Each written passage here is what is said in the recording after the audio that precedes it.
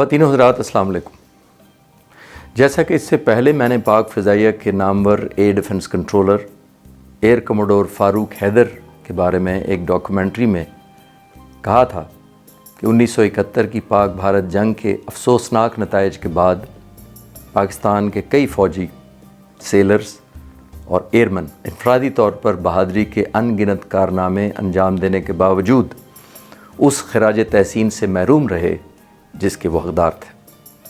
बिलखुसूस मैं ये एतराफ़ करूँगा कि पाकिस्तान बहरिया के अफसरान और सेलर्स की दलेरी के वाक़यात बहुत कम लोगों तक पहुँचे। इन्हीं बहादुरों में से एक पाकिस्तान बहरिया के लेफ्टिनेंट शाहिद करीमुल्लाह हैं, जो बाद में पाकिस्तान के नेवल चीफ़ के ओहदे से रिटायर हुए। पाकिस्तान नेवी में कमीशन हासिल करने के सिर्फ 2 साल बाद 1971 में उन्हें मशरक़ी पाकिस्तान में एक नेवल गन बोट की कमांड दी गई। इस गन बोट की ज़िम्मेदारियों में हिंदुस्तानी नेवी और मुक्ति बाहिनी के ख़िलाफ़ ऑपरेशंस करना और अपनी अफ़वाज की नकलो हरकत को तहफ़्फ़ुज़ फ़राहम करना था। दौरान जंग एडमिरल शाहिद करीमुल्लाह ने हिंदुस्तानी जेट फाइटर्स के हमले के दौरान कमाल हाजिर दिमागी का मुज़ाहरा करते हुए अपने गन बोट को तबाह होने से बचाया। बदकिस्मती से इस हमले में उनके कई साथी शहीद हो गए और वो ख़ुद भी शदीद ज़ख्मी हुए, मगर उन्होंने अपने होशो हवास कायम रखे और बाकी साथियों की जान बचाकर वो गन बोट बखैरियत वापस लाने में कामयाब हुए। इस दलेराना मुकाबले के बावजूद मशरक़ी पाकिस्तान में हथियार डालने के नतीजे में उन्हें जंगी कैदी बना लिया गया।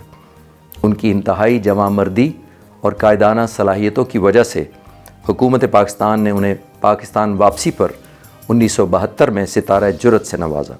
मैं एडमिरल शाहिद करीमुल्लाह का, जो आजकल कराची में रिहाइश पजीर हैं, बेहद ममनून हूँ कि उन्होंने मेरी दरख्वास्त पर शुजाअत और हौसले की इस मार्के की तफसीलात बताने के लिए वक्त निकाला और पाकिस्तान के लिए अपनी बेलौस खिदमात का ज़िक्र किया, जो आज भी पाक बहरिया के अफसरों और सेलर्स के लिए एक मिसाल है। आइए बाकी तफसीलात उन्हीं की ज़ुबानें सुनते हैं।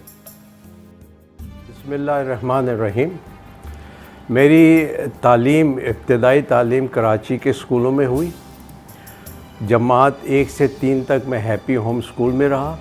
उसके बाद कैंट पब्लिक स्कूल से मैंने मैट्रिक किया और फिर डीजे कॉलेज से इंटर किया और 1965 अक्टूबर में मैंने परमानेंट कमीशन में एज अ कैडेट नेवी में दाखिल हो गया। उसके बाद मेरी कमीशनिंग हुई है जून 69 में।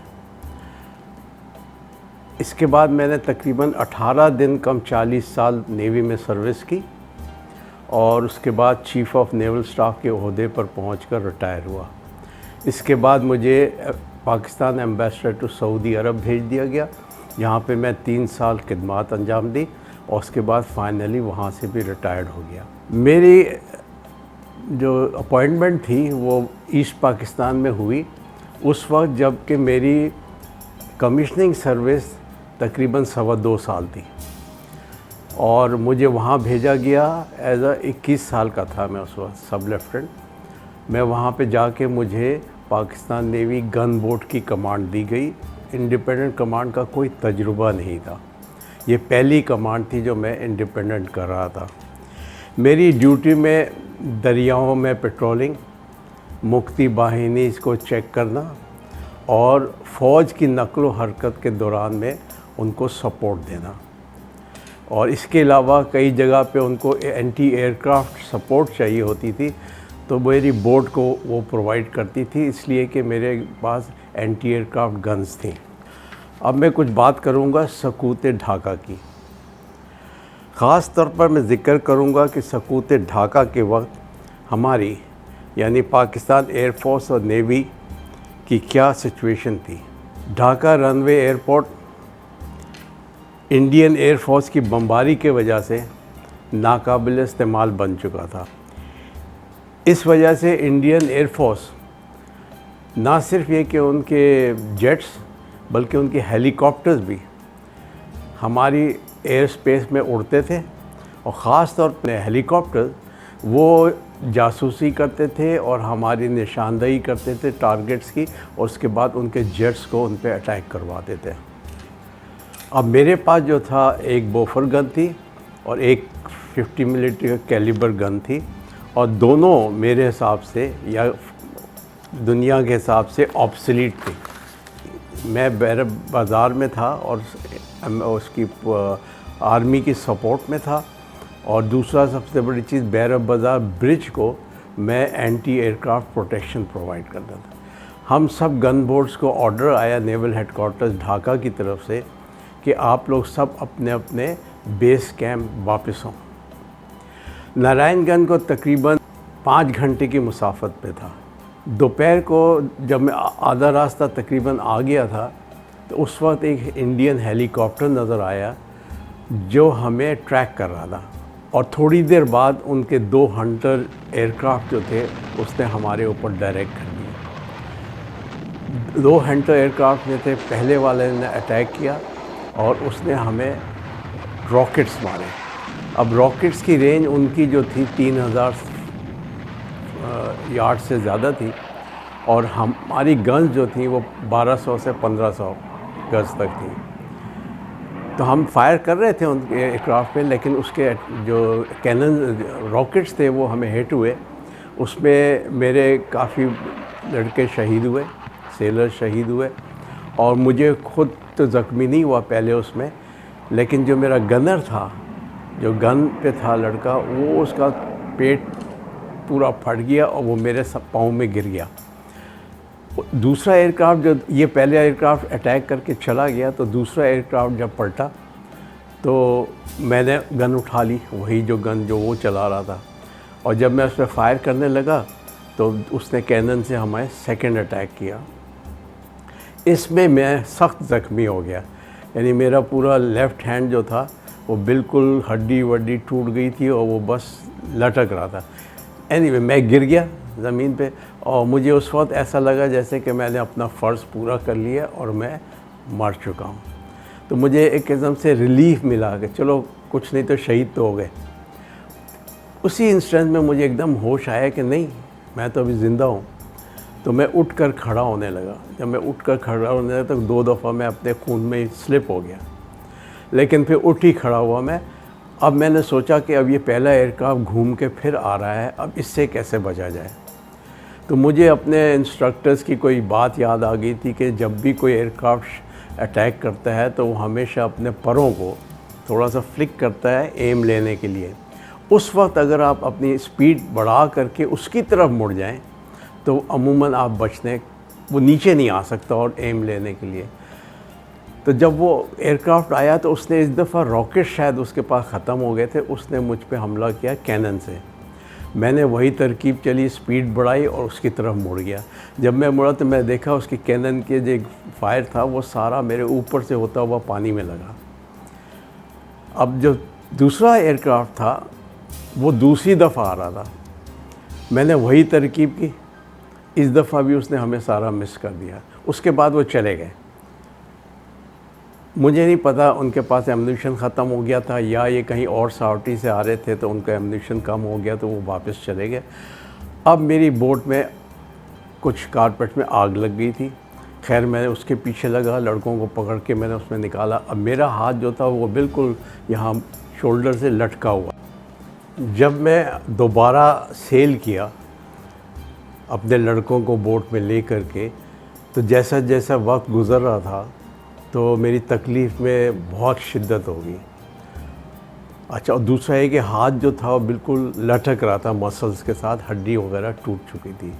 तो मैंने अपनी बेल्ट खोल करके अपने हाथ को उसमें रख के बेल्ट को टाइट कर दिया ऊपर से, और जो खून रिस रहा था मेरे ज़ख्मों से उसके अंदर मैंने रुई लगा करके उसके ऊपर क्रेप बैंडेज बांध दी। क्योंकि मैं एक ही ऑफिसर था बोट पर, तो मुझे पता था मेरे लड़के जो हैं उस दरियाओं में नेविगेट नहीं कर सकेंगे और बेस पे नहीं पहुंच सकेंगे।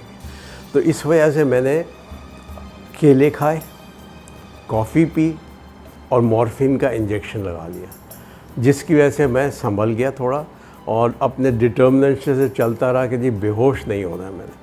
खैर 2 घंटे के बाद जब अपने नारायणगंज बेस पे पहुँचे तो मैंने बोट बांधी और उसके बाद मुझे हेल्प से बोट से उतारा गया। जब मैं बोट से बाहर आया उस वक्त मैं बेहोश हो गया, क्योंकि मुझे फीलिंग ये थी कि चलो मैं अपने बंदों को, जो भी बचे हैं उनको बचा के ले आया। टोटल मेरे 14 बंदों में से 8 शहीद हो चुके थे।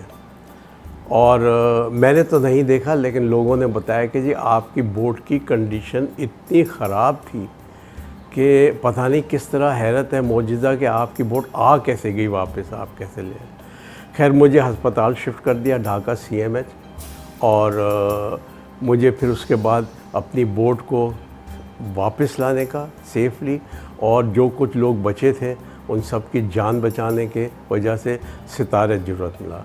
अब सितारे जुर्रत जो मिला मुझे नहीं पता, मैं हॉस्पिटल में था। जब मैं प्रिजनर ऑफ वॉर कैंप में शिफ्ट हुआ सरेंडर के बाद, वहाँ पे एक जर्नल आया विज़िट पे।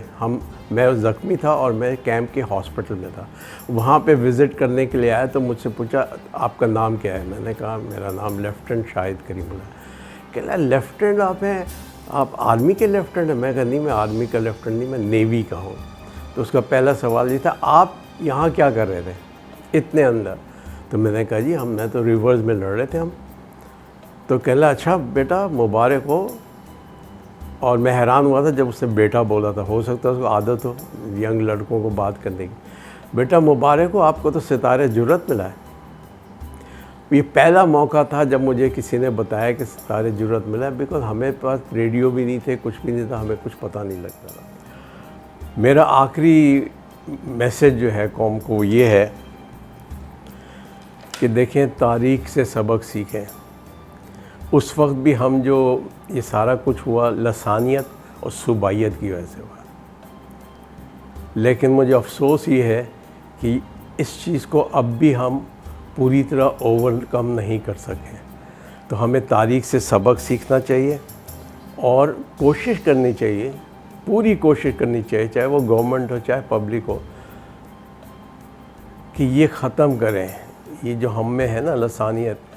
पाकिस्तान अफवाज जिंदाबाद, पाकिस्तान पाइंदाबाद।